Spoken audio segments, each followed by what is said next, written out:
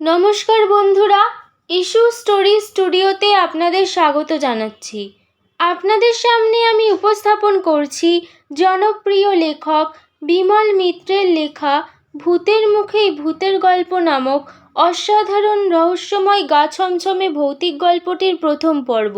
তো চলুন বন্ধুরা, এবার শুরু করা যাক। তিনকুড়ি বাবু একদিন আমাদের চণ্ডী মণ্ডপের আড্ডাখানায় এসে হাজির হলেন। ভদ্রলোক জাহাজে কাজ করতেন, ফলে দূর দূরান্তের বহু দেশ ঘুরছেন, অভিজ্ঞতাও তার প্রচুর। মাঝে মাঝে আমাদের চণ্ডী মণ্ডপের আসরে এসে নানান দেশের নানান গল্প বলেন।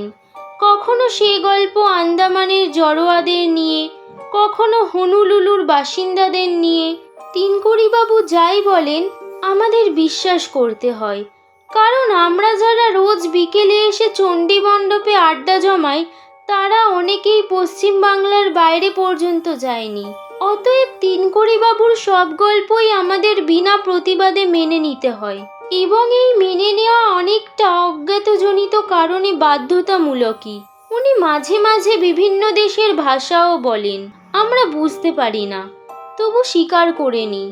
তিনকুড়িবাবু যা বলেন তা ঠিকই। যে লোকটা এত দেশ ঘুরেছে তার পক্ষে বিভিন্ন দেশের ভাষার কিছু কিছু আয়ত্ত করা তেমন কঠিন নয়, বরং সহজেই আয়ত্ত করা স্বাভাবিক। তিনকুড়িবাবুর নিজের জীবন খুবই দুঃখের।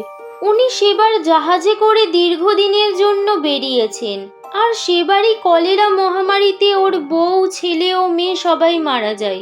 অবশ্য আমাদের এই কার্তিকপুর গ্রামে নয়, বউ ছেলে মেয়ে সেবার বাপের বাড়ি রসুলপুরে গিয়েছিলেন, এবং ওখানেই কলেরা রোগে তিনকুড়িবাবুর বউ, ছেলে ও মেয়ে মারা যায়। সেই থেকে উনি জাহাজের কাজও ছেড়ে দিয়েছিলেন। সেই দুঃখজনক গল্পটা অবশ্য উনি নিজেই চণ্ডী মণ্ডপের আসরে বলেছিলেন। উনি যা বলেছিলেন তা নিচে তুলে দেওয়া হলো। বুঝলেন মশাই, আমি জানতুম না আমার বউ, ছেলে ও মেয়ে রসুলপুরে গিয়ে কলেরায় মারা গেছে। আমি জানতুম ওরা রসুলপুরে আমার শ্বশুর বাড়িতে বেশ আনন্দেই রয়েছে। জাহাজ কোন বন্দর থেকে কোন বন্দরে যাবে এ কথা না জানার জন্য আমার শ্বশুর বাড়ির লোকেরা এই দুঃসংবাদ জানাতে পারেনি, আর জানানো সম্ভবও ছিল না। আমাদের কোম্পানির জাহাজ বোম্বে ভিড়তেই আমি 1 মাসের ছুটি নিয়ে প্লেনে করে কলকাতায় চলে আসি। তারপর দমদম এয়ারপোর্ট থেকে ট্যাক্সি নিয়ে একেবারে হাওড়া। হাওড়া থেকে বেশ কয়েকখানা দামি শাড়ি, কয়েক বাক্স সন্দেশ কিনে নিই। আপনজন কেউ মারা গেলে দুঃসংবাদ না পেলেও মনটা কেমন যেন আনচান করে ওঠে। আমার শরীরে কোনো রোগ নেই, কিন্তু মনে একটা অস্থিরতা ছিল। সে অস্থিরতা এমনই যে আমি ভাষায় প্রকাশ করতে পারছি নে। রামগতিবাবু সে কথার জের টেনে বললেন, এসব দুঃখজনক অবস্থা বোধহয় ভাষায় প্রকাশ করাও যায় না। বিনয় মিত্তির বললেন, আপনার এমন ভালো অবস্থা, এত টাকা পয়সা জমি জমা, কিন্তু খাওয়ার লোক একজনও রইল না। আপনার কিছু একটা হয়ে গেলে সব কিছুই 12 ভূতে লুটে পুটে খাবে। সদয়বাবু বললেন, তা তো বটেই। তিনকুড়িবাবু আবার শুরু করলেন, হাওড়া স্টেশন থেকে ট্রেনে চেপে একেবারে গিয়ে নামলুম কাটোয়া। অন্যদিন রসুলপুর যাওয়ার জন্য ট্যাক্সি বা রিক্সা পাওয়া যায়, কিন্তু কী কারণে কাটোয়ার স্থানীয় হরতাল, অতএব হন্টন ছাড়া বলতে গেলে আর কোনো উপায়ই রইল না। কাটোয়া থেকে রসুলপুর প্রায় 10 মাইল দূর। স্টেশনে চায়ের দোকানটাই খোলা, খাবার দাবার কিছু নেই, কারণ কাটোয়ার দোকান বাজার সব বন্ধ। হরতালকারীরা দয়া করে স্টেশনের চায়ের দোকানটা যে কেন খুলে রাখার অনুমতি দিয়েছিলেন সেটাই আশ্চর্য। আজকাল তো হরতাল বলে কয়ে হয় না, যখন তখন যে কোনো জায়গায় হরতাল হতে পারে। কেউ বাস চাপা পড়ল, অমনি বাস বন্ধ। যাকগে, স্টেশনের চায়ের দোকান থেকে চা পাউরুটি খেয়ে নিলাম, 4 প্যাকেট সিগারেট কিনে নিলাম, কিন্তু মালপত্তর বইবে কে? 10 মাইল পথটা তো কম নয়। আমার জাহাজে চলাফেরার অভ্যাস, ডাঙায় এতটা পথ হেঁটে চলার অভ্যাস অনেক দিনই নেই। যদিও বা কোনো রকমে হেঁটে হেঁটে যেতে পারি, কিন্তু মালপত্তর নিয়ে হাঁটা একেবারেই অসম্ভব। চায়ের দোকানদারি দয়া পরবশ হয়ে একটা বিহারি লোককে ঠিক করে দিল। লোকটা ওই কটা মাল রসুলপুরে পৌঁছে দেবার জন্য 20 টাকা চাইলো। শেষ পর্যন্ত রফা হলো 15 টাকায়।